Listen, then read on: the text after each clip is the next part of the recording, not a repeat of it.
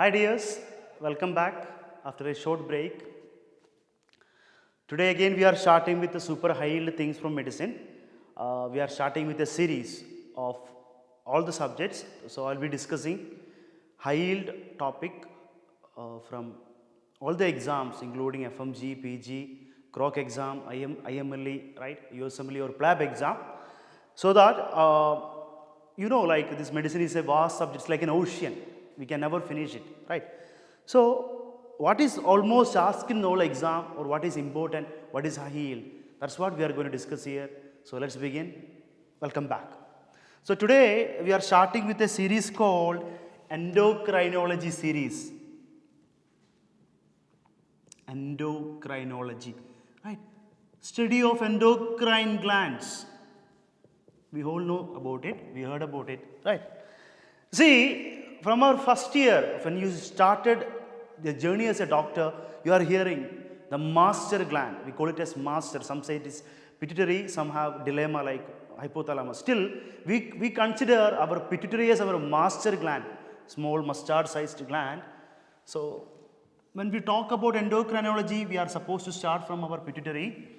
Pituitary have two parts. One is called anterior part, or other is called what? Posterior. As you all know, anterior is also called adenohypophysis. They are responsible for producing all the hormones, like they produce the growth hormone, they produce the FSH, TSH, right? Everything. They produce all hormones come from where? Actually, anterior pituitary. But what about posterior? Do they produce any hormones? Of course, complete no. They will only store two hormone here and they secrete it. One is ADH, other was what? Vasopressin. I just took you back to your lower class or your basics level. That's what everyone knows, right? Before starting the endocrinology, we all have to know that we have an axis in our body. We call it as hypothalamus pituitary axis. Hypothalamus pituitary axis. And they will go to what? Target organs.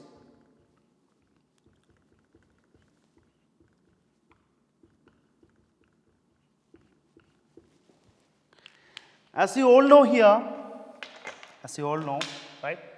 See, hypothalamus, they will produce something from them. They will give that signal to what? Our pituitary gland. From pituitary, they will go to the gland, which gland they act, and they will produce a certain specific hormone. And they will have that what? Medical action or what they do in our body. So this is called hypothalamus pituitary what? Target organ. That is an axis you can see. If hypothalamus produces a hormone called corticotropin releasing hormone, they will give this signal to pituitary, they will come to pituitary and pituitary produce what? ACTH, adrenocorticotrophic hormone. This adrenocorticotrophic hormone, they will go to which gland? Our adrenal gland, or that is our target organ here. Adrenal gland. And they produce which hormone? Cortisol, right? They will be producing cortisol. This cortisol, they have which action? We call it as, my God, stress, anti-stress hormone. They are responsible for producing or like controlling or responsible for what? Stress. Whenever someone have stress. Then hypothalamus will produce a hormone called thyroid releasing hormone. They will go to pituitary and pituitary produce what? There is something called TSH, thyroid stimulating hormone, right? This thyroid stimulating hormone will go to which gland? Of course, they will go to thyroid gland and they will produce you what? T4, T3, mainly T4, that helps in what? Metabolism. Metabolism, right? Thyroid hormone for what? Metabolism. Hypothalamus will be producing a beautiful hormone called, again, what is that hormone? You know, GnRH, okay? Or before that, growth hormone releasing hormone. Before GnRH, what is important? GHRH, growth hormone releasing hormone.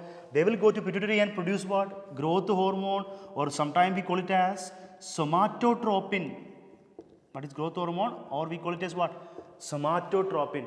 Somatotropin will be going to which gland? Our thyroid gland, and they produce which hormone? Sorry, so growth hormone will be going from pituitary and they will go into our liver. Which part of the body? In the liver. In the liver they produce something that is called insulin-like growth factor 1. What they produce from the liver? Insulin-like growth factor 1. Of course, they helps in what? Growth. Insulin-like growth factor helps in what? Growth. Ashik is growing because of what? Growth hormone. Then the other important hormone, GnRH, gonadotropin releasing hormone. They come from hypothalamus and what go to the pituitary. In pituitary we will have, right? In pituitary, sorry, from hypothalamus we will have gonadotropin releasing hormone. From pituitary we can have our FSH or LH, right? They will go to our reproductive organs like testis or ovary. Testis or ovary. Then from there they produce you what? Testosterone or estrogen. So that is like gonadal organs. So the function comes here again. Reproduction, right? Our world is surviving, or the world, like we have generations because of GnRH. So this is the thing we have to first understand as the basics when we study about endocrinology. All here there work a mechanism that is called negative feedback. There is something called negative feedback. What does it actually means? Negative feedback means here, if you have enough testosterone and estrogen, they will give a signal to what? The gland, testis or ovary. Bus. Stop. Don't send me again more. They will give that signal to pituitary. They will give that signal to what? Hypothalamus.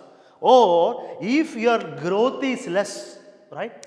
ILGF1, they are less. Growth is not happening.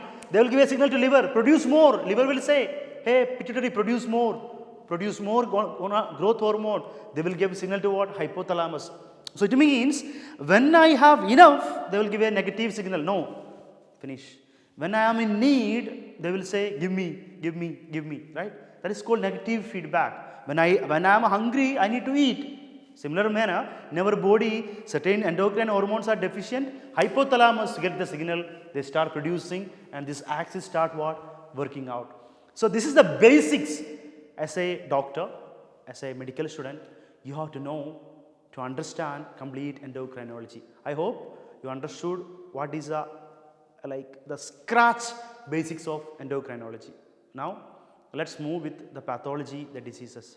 Okay, thank you.